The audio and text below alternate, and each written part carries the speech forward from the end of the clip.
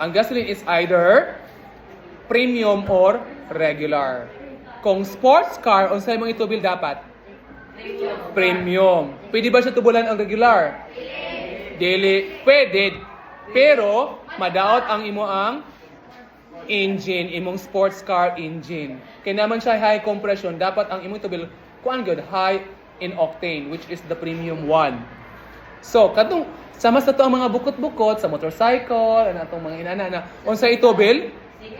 Regular or premium?